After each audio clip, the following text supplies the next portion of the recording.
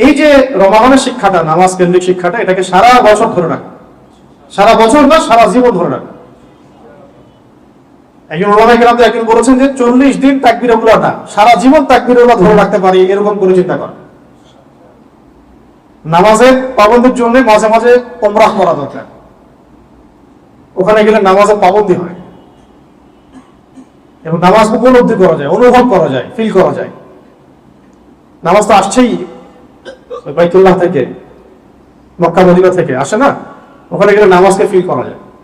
এটা আসলে ভাষায় প্রকাশ করতে পারবো না, এটা আমি পরামর্শ দিলাম, যদি কারো সামর্থ্য থাকে এবং ইলমে আমলে দৃঢ়তায় ধারাবাহিকতায় ঘাটতি দেখা যাচ্ছে, তাহলে ওমরা করে আসলে ভালো হয়। পুরো নিজের সব মানে ভিতরের যে হতাশাগুলো, অলসতাগুলো, গাফেলতিগুলো সব চলে যাবে, নিজেকে ফিল করা যায় যে খুব মুনাওয়ার মনে হচ্ছে, আলোকিত মনে হচ্ছে, গোলামুক্ত মনে হচ্ছে। ওখানে যে কাজগুলো আছে, কাজগুলো করতে থাকলে ইসলামের অনেক সব পিলারগুলোকে ধরে ফেলা সহজ। যাদের সামর্থ্য হবে তারা অবশ্যই বারবার উমরা করবে, ইনশাআল্লাহ তৌফিক দান করে।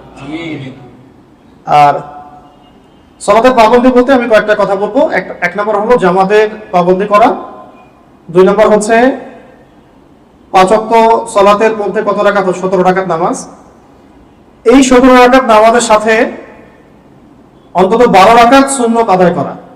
কত রাকাত? এই 12 রাকাত সুন্নাত যে ব্যক্তি আদায় করে তার জন্য জান্নাতে একটা করে ঘর নির্মাণ করা হয়।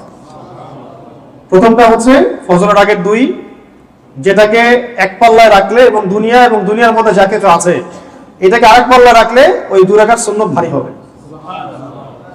যোহরের আগে 4, পরে 2, মাগরিবের পরে 2, এশার পরে 2, এই 12 রাকাত সুন্নাত প্রতিদিন আদায় করা। যে ব্যক্তি আদায় করে তার জন্য তাকে জান্নাতে একটা ঘর দেওয়া হবে। এর সাথে সালাতের পাবন্দি বলতে তাহিয়াতুল ওযু হতে পারে। তাহিয়াতুল ওযু মানে ওযু করে এসে 2 রাকাত নামাজ পড়া, তাহিয়াতুল ওযু হয়ে গেল। যখন কোনো গুনাহ হয়ে গেছে 2 রাকাত নামাজ পড়া তাওবার নিয়তে।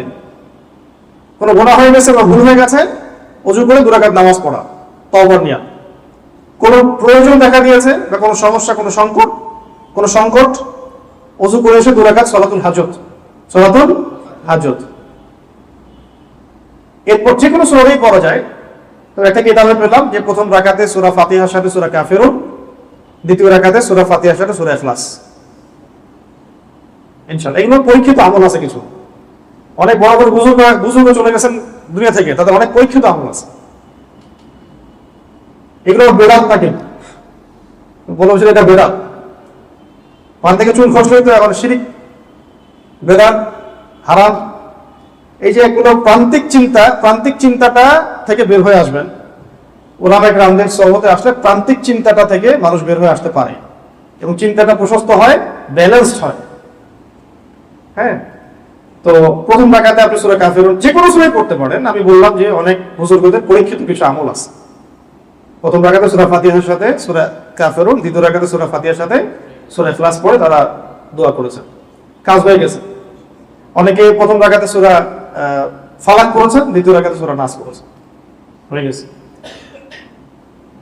এরকম অনেক আমল আছে মানুষের যেগুলো ফল পাওয়া গেছে। ইতিপূর্বে বহু বড় বড় ওলামায়ে কেরাম, আকাবিরগণ, আসলাফগণ চলে গেছে, তারা এগুলো থেকে ফায়দা পেয়েছেন, তাই তাদের কিতাবাতে লিখেছেন।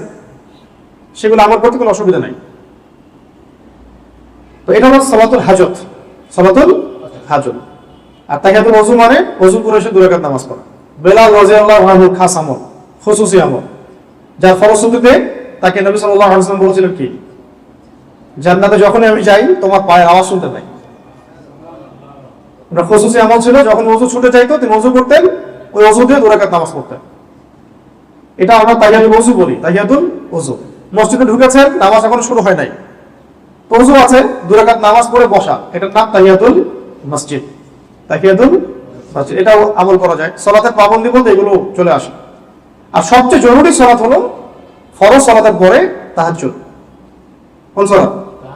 এটা আমরা অনেকে মনে করি যে অনেক লম্বা সময় নিয়েই মনে হয় পড়তে হবে, অনেক বড় সূরাই মনে হয় লাগবে। 2 রাকাত নামাজ পড়লেও তাহাজ্জুদ আদায় হয়ে যাবে। ফজরের আগে আধা ঘন্টা আগে উঠেছেন, 2 রাকাত নামাজ পড়ে ফেলেছেন, আপনার তাহাজ্জুদের হক আপনি আদায় করেছেন, আলহামদুলিল্লাহ। আমরা তো ওইভাবে আদায় করতে পারবো না।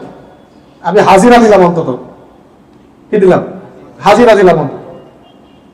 অনেকে দেখা যায় এই যে এখনই 10টা বাজে, ঘুমাতে ঘুমাতে 12টা 1টা বেজে যাবে, স্বাভাবিক। কারণ এখন এমন ভাবে বিশ্বকে সাজানো হয়েছে, দিন হয়ে গেছে রাত, রাত হয়ে গেছে। অনেকে কিছু করার নাই, অনেকে জব সেকশন এমন, পড়াশোনা সেকশন এমন, প্যাটার্নটা এমন। আর যারা একটু ওয়াজ মাহফিল করতে যাবে তাদের তো আর কথাই, তাদের তো রাত আর রাত থাকবে না, রাত হবে দিন, দিন হবে রাত। এটাও একটা কারণ। এই সিস্টেমগুলো থেকে বেরোতে হবে, মসজিদ ভিত্তিক প্রোগ্রামগুলো করতে হবে। রাতের ঘুম আহাল হয়ে যায়। তো যদি দেরি হয়ে যায় ঘুমাতে, ঘুমানোর আগে 2 রাকাত নামাজ পড়ে ঘুমান, তাও কিয়ামুল লাইলের হক আদায় হলো। ঠিক আছে? তো নবী সাল্লাল্লাহু আলাইহি ওয়াসাল্লাম পড়তেন 8 রাকাত, 11 রাকাত, বেতন নামাজ পড়তেন, শেষে 11 রাকাত হতো, 13 রাকাত হতো অনেক সময়। তো এই নামাজ অনেক লম্বা হতো, অনেক লম্বা হতো, মানে পা ফুলে যাওয়ার মতো লম্বা হতো। আমরা যেহেতু এটা পারবো না, ছোট ছোট করে নামাজ পড়তে থাকা যতক্ষণ আপনি পারলেন, এবং ওই সময় বেশি বেশি দোয়া করতে থাকে।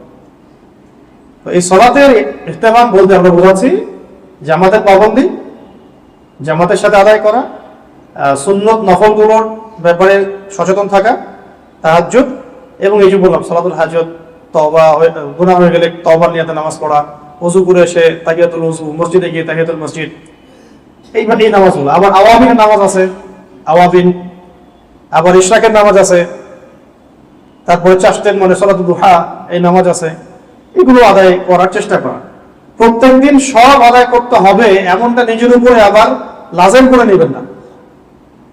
প্রত্যেকদিন আমাকে সবগুলোই করতে হবে, এটা নিজের উপর লাজেম করে নিলে আপনি মানে কঠিন হয়ে যাবে আপনার জন্য দিনটা। দিন ইসলামটা আপনার কাছে কঠিন মনে হবে কয়েকদিন পরে। আপনার কাছে প্রথম কয়েকদিন হয়তো ভালো লাগবে, যে হ্যাঁ ভালো আমল হচ্ছে, ভালো লাগছে। হঠাৎ করে 2 দিন 3 দিন নাই, মনটাও মানে খারাপ হয়ে যাবে, একটু হতাশ হয়ে পড়বেন যে আমার আজকে আমল সব ছুটে গেল। আমল তো আপনার ফরজ ঠিকই আছে, এই আমলগুলোর ব্যাপারে পাবন হওয়ার চেষ্টা করা, কিন্তু লাজেম যে আমাকে করতেই হবে প্রত্যেক দিনই আমাকে তাহিয়াতুল ওযু পড়তে হবে, তাহিয়াতুল মসজিদ করতে হবে, প্রত্যেক দিনই আমাকে ইশরাক করতে হবে, প্রত্যেক দিনই সালাতুল দুহা করতে হবে, এইভাবে আমার মাইন্ডসেটটা তৈরি না করা। আমি আমার সাধ্য মতো নিয়মিত করার চেষ্টা করব, এইরকম মাইন্ডসেট রাখলে আপনার জন্য আসান হবে। দিনকে নিজের উপর কঠিন করে নেবেন না। হ্যাঁ, কারণ সব দিন তো সমান যাবে না, আপনার সব দিন কি যাবে না, সমান যাবে না। আজকে ফ্রি আসি করতে পারছি, কালকে তো আপনি ফ্রি নাও থাকতে পারেন, তখন আপনার ভিতরটা অস্থির হয়ে যাবে এগুলোর জন্য। তো আল্লাহ পাক সবাইকে বোঝার তৌফিক দান করেন। এটা হলো সালাতের ইহতিমামে কিছু কথা বললাম। 2 নম্বর হচ্ছে ব্যক্তিগতভাবে জান্নাতে যাওয়ার জন্য আমাদের 2 নম্বর একটা বিষয়ে গুরুত্ব দিতে হবে, সেটা হলো কোরআন তেলাওয়াতের ক্ষেত্রে ইহতিমাম করা। তেলাওয়াতের ইহতিমাম করা, কিসের ইহতিমাম করা? কোরআন তেলাওয়াতের। এই ব্যাপারে রমাদান আমাদেরকে শিক্ষা দিয়েছে, রমাদানে বহু মানুষ খতম দিয়েছে আমরা। এইটাকে ধরে রাখা এবং অন্তত পক্ষে ডেইলি 1 পারা হলেও তেলাওয়াত করার চেষ্টা করা। ডেইলি কতটুকু? তাহলে 30 দিনে 30 পারা, 1 খতম। আর কিছু বাছাইকৃত সূরা আছে, আয়াত আছে, যেগুলো নিয়মিত পড়া উচিত। এটা তো আগেও বলেছি আমি এর আগের দার্সগুলোতে। তার মধ্যে আবার রিপিট করছি, সূরা ইয়াসিন, সূরা ইয়াসিন নিয়মিত পড়বেন, সূরা মুলক, তারপরে সূরা ওয়াকিয়া। রাতের বেলা সূরা আলিফ লাম মিম সিজদা পড়ারও একটা হাদিস আছে, আলিফ লাম মিম সিজদা। এছাড়া হাসরের শেষের 3 আয়াত আছে, সূরা কাহফের প্রথম 10 আয়াত বা শেষ 10 আয়াত, এটাও পড়তে পারেন। সূরা বাকারার শেষের 3, আলী ইমরানের শেষের 10, এরকম বহু আয়াত আছে আল কোরআনে, এগুলো নিয়মিত পড়া উচিত।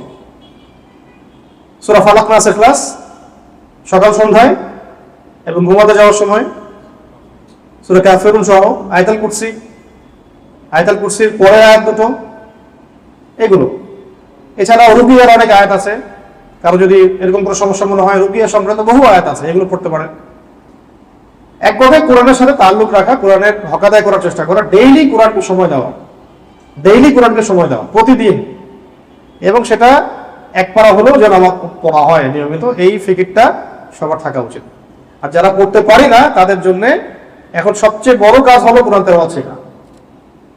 যারা কোরআন তেলাওয়াত করতে পারি না, সবচেয়ে বড় কাজ এখন আমাদের জন্য কোরআন তেলাওয়াত শেখা। দ্বীন ইসলাম কায়েম হোক যেমন আমরা চাই, জান্নাতে যেতে চাই যেমন, এগুলো মানে অসম্ভব পর্যায়ে হয়ে যেতে পারে যদি আমরা কোরআনের হক আদায় না করি। তো একটা বই বাজারে বের হলো, ওটা নিয়ে ব্যস্ত হয়ে গেলেন, একটা বের হলো ব্যস্ত হয়ে গেলেন, এইভাবে একটা একটা করে বই বিভিন্ন বিষয় ভিত্তিক কোরআনে তেলাওয়াত শেখা হলো না। এটা কোনো পড়াশোনার তরিকা হলো না, এটা কোনো পড়াশোনার কোনো সিস্টেমই হলো না। এখন যদি ধরেন আপনি সরেও না জানেন, কখও না জানেন, এবিসিডি না জানেন, এখন কি আপনি ক্লাস 10-এ ভর্তি হতে পারবেন?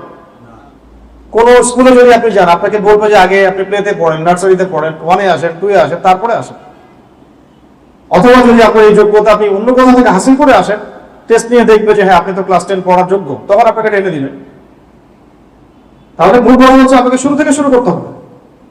বাংলাদেশের বেশিরভাগ তরুণ দিন মহব্বত করে, দিনকে এখন ভালোবাসতে শুরু করেছেন, দিনের পথে আসতে শুরু করেছেন, কিন্তু অনেকেই কোরআন তেলাওয়াত করতে পারেন।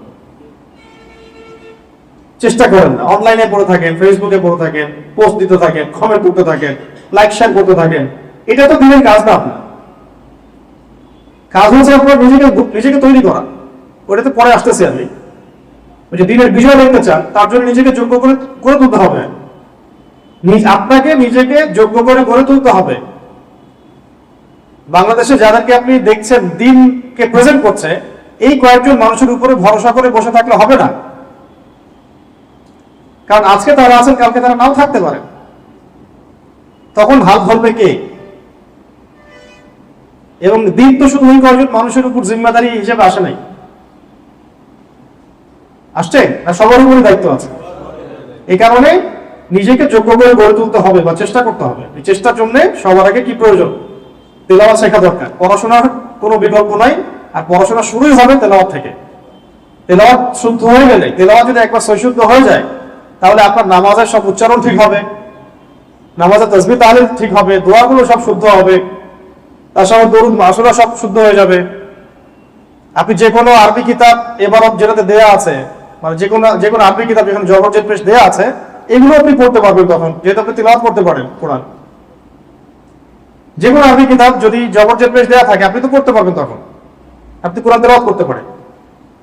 হাদিসগুলো আপনি বানান করে করে পড়তে পারবেন, কারণ আপনি কোরআন তেলাওয়াত করতে পারছেন। তাহলে আমাদের কাজ কি এখন? কোরআন তেলাওয়াত করা শেখা। তাহলে প্রথম বললাম যে ইহতেমাম করবো সালাতে, তারপর দ্বিতীয় কাজ কি? কোরআন তেলাওয়াতে ইহতেমাম করবো ইনশাআল্লাহ। আল্লাহ সবাইকে তৌফিক দান করে। আর যারা কোরআন তেলাওয়াত শিখি নাই, এখন আপনার উপর ফরজ হচ্ছে কোরআন তেলাওয়াত শেখা।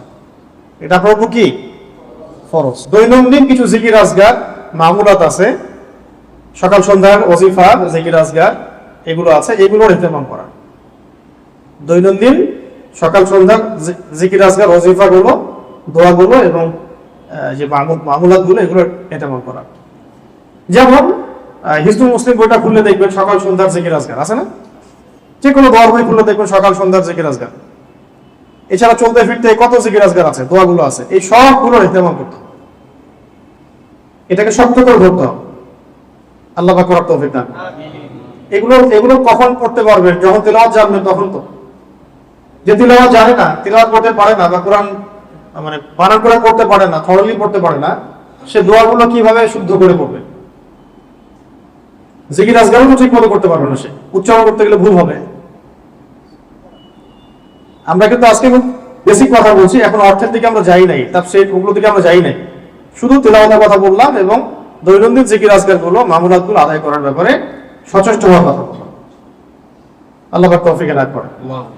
4 নম্বর হচ্ছে দিনের একটা অংশে, 24 ঘন্টার যে দিনটা যাচ্ছে আমাদের, অন্তত একটা অংশে আমাদের আল্লাহ রাব্বুল আলামিনের সাথে একাকী কথা বলা দরকার, যেটাকে আমরা বলি দোয়া করা। দোয়া মানে কি? মোনাজাত মানে কি? দোয়া মানে, মোনাজাত মানে আল্লাহ পাকের সাথে একা একা চুপি চুপি কথা বলা। দোয়া মোনাজাত মানে আল্লাহ পাকের সাথে কথা বলা। ধরেন আপনার মা অসুস্থ হয়েছে, এখন আপনি 2 রাকাত নামাজ পড়ে একা একা দোয়া করছেন, তখন আল্লাহ পাকের সাথে আপনার কানেকশনটা কেমন থাকে? চোখে পানি আসে না? ভিতরে অনুভূতি কাজ করে যে আমি কাউকে কিছু বলছি। ওই অনুভূতিটা কিন্তু অনেক সময় নামাজের মধ্যে আমাদের আসে না, তিলাওয়াত শুনে আসে না। কারণ যা বলছি অর্থ বুঝতে পারছি না, যা পড়ছি তার অর্থ আমি বুঝতে পারছি না। কিন্তু মায়ের জন্য দোয়া করছেন, বাংলা দিয়ে দোয়া করছেন হাত তুলে, তখন আপনার মধ্যে ওই ফিলিংসটা কাজ করছে যে আমি কি বলছি, যেটা আপনি অর্থটা বুঝতে পারছেন, এই জন্য আপনার অনুভূতিটা তীব্র হচ্ছে, চোখ দিয়ে পানি ঝরছে। এই কারণে পরে যাচ্ছে ইনশাআল্লাহ আমরা অর্থ বোঝার গুরুত্ব নিয়ে কথা বলবো এখানে ইনশাআল্লাহ। অর্থ বোঝা কেন গুরুত্বপূর্ণ তার মধ্যে এটা একটা বিষয়। তো দোয়ার বিষয়টা যেটা বলছিলাম যে দিনের একটা অংশে, অন্তত একটা অংশে হোক, তাহাজ্জুদের সময় হোক, ফজরের পরে হোক, যে কোনো একটা সময় আল্লাহ পাকের সাথে একটু গভীর মোনাজাতে লিপ্ত হওয়া দরকার, যাতে চোখে পানি আসে। দিনে অন্তত একবার চোখে পানি আসা উচিত। এবং এই দোয়া সংক্রান্ত অনেক কিতাব আছে, তার মধ্যে একটা খুবই গুরুত্বপূর্ণ কিতাব হলো মুনাজাতুল মাকবুল। মুনাজাতুল মাকবুল, এই বইটা সবার বাসায় থাকা চাই। এখানে যে দোয়াগুলো আছে এত চমৎকার, এত সুন্দর, কেউ যদি অর্থ বুঝে এবং দিল থেকে এগুলো পড়তে পারে, ইনশাআল্লাহ তার দুনিয়া আখিরাতের জন্য আর কিছু চাওয়া বাকি থাকবে না ইনশাআল্লাহ। এত সুন্দর বই মুনাজাতুল মাকবুল, আশরাফ আলী থানভী রহমাতুল্লাহ আলাইহি লিখেছেন আর সংকলন করেছেন।